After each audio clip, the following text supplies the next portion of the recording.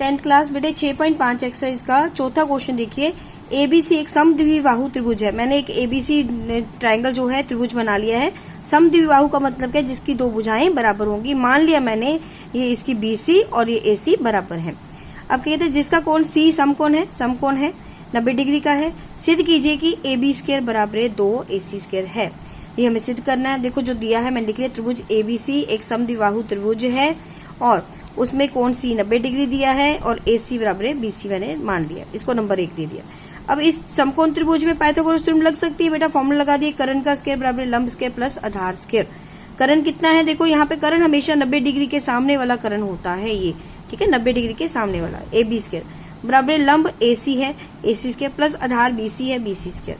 तो देखो हमें दिया AC किसके बराबर है, BC में, और हमें आंसर AC में चाहिए।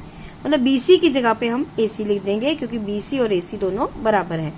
AC square plus AC square 2AC square आ गया, जो हम प्रूव करना चाहते थे वो हमने प्रूव कर लिया। नेक्स्ट 5th क्वेश्चन बेटा।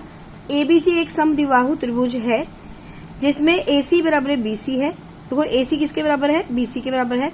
यदि AB स्क्वायर बराबर 2AC स्क्वायर है तो सिद्ध कीजिए कि त्रिभुज ABC एक समकोण त्रिभुज है। अभी इसका उल्टा क्वेश्चन आ गया, वेरी वेरी इंपॉर्टेंट क्वेश्चन।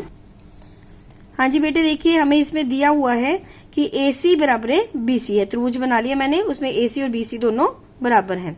अब हमें ये भी दिया है AB स्क्वायर बराबर 2AC स्क्वायर है, AB स्क्वायर बराबर 2AC स्क्वायर, और सिद्ध करना है कि त्रिभुज ABC एक समकोण त्रिभुज है। समकोण त्रिभुज सिद्ध करने का सबसे आसान तरीका है पाइथागोरस थ्योरम।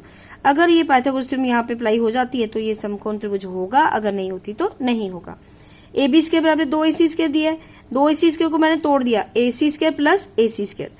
अब देखो बेटे हमें शुरू में दिया है AC किसके बराबर है, BC के, तो AC की जगह मैंने BC लिख दिया नंबर 1 से। तो ये बन गया AB स्क्वायर कर्ण का स्क्वायर बराबर AC स्क्वायर लंब का स्क्वायर प्लस BC स्क्वायर आधार का स्क्वायर। कर्ण स्क्वायर बराबर लंब स्क्वायर प्लस आधार स्क्वायर। तो ये त्रिभुज जो है ABC समकोण त्रिभुज है। नेक्स्ट देखिए 6th क्वेश्चन बेटे। एक समबाहु त्रिभुज ABC की भुजा 2A है। समबाहु का मतलब क्या है, जिसकी तीनों भुजाएं कितनी है, 2A है। उसके प्रत्येक शीर्षलंब की लंबाई ज्ञात कीजिए। उसके जो शीर्षलंब बन रहा है उसकी हमने लंबाई ज्ञात करनी है, मतलब AD निकालना है हमें। तो देखो बेटे त्रिभुज ABC एक समबाहु त्रिभुज है, मतलब इसकी मान लेंगे हमने जो है भुजा मानी है, हमें दी हुई है 2A है, ये तीनों 2A हैं। AD लंब है BC पे, तो ये फिर क्या होगा, आधा आधे पे उसको काटेगा। समबाहु त्रिभुज में जो लंब बनता है ना उस पे शीर्ष लंब, वो आधे आधे पे काटता है। ये भी फिर 2A का आधा क्या हुआ, A, ये BD भी A हो गया, DC भी A हो गया। अब तीनों भुजाएं हमारे पास 2A हैं और BD और DC A है।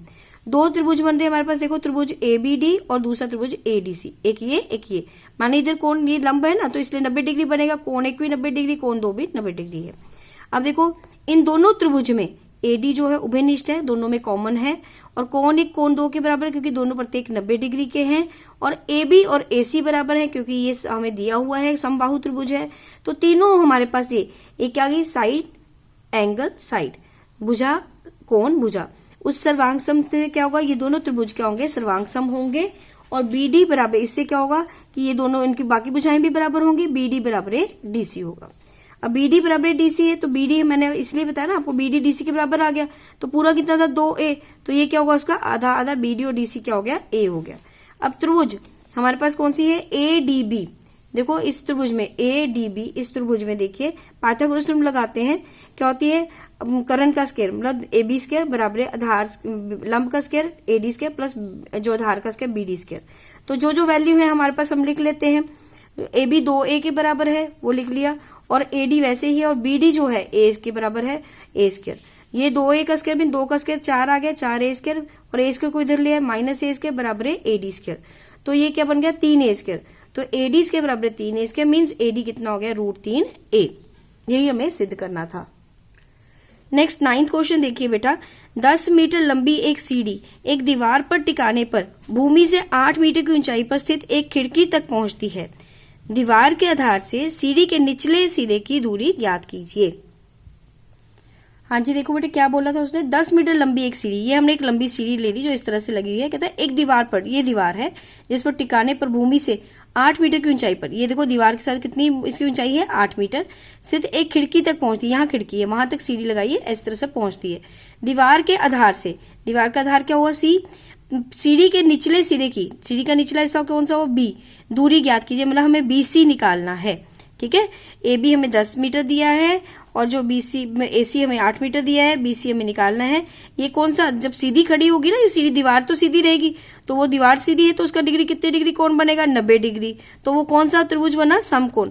समकोण त्रिभुज ए सी बी में पाइथागोरस प्रमेय लगाएंगे, क्या होगा, ए बी स्क्वायर, क्योंकि 90 डिग्री के सामने, कोण के सामने जो होता है हमेशा कर्ण होता है 90 के सामने, तो समकोण के सामने, तो ये कर्ण हो गया 10 सेंटीमीटर, ए बी 10 हो गया, और ए सी हमें कितना दिया था 8, और बीसी हमें निकालना प्लस बीसी स्क्वायर। 10 का स्क्वायर 10 को 10 से गुना किया 100, 8 का स्क्वायर 8 को 8 से किया 64 प्लस बीसी स्क्वायर, तो 64 इधर आके माइनस हो जाएगा, 10 में 100 में से 64 गए, कितने रह गए हमारे पास 36, बीसी स्क्वायर बराबर 36, तो बीसी कितना आएगा 6 मीटर, मतलब ये हमने जो निकालनी थी दूरी वो हमने निकाल दी 6 मीटर।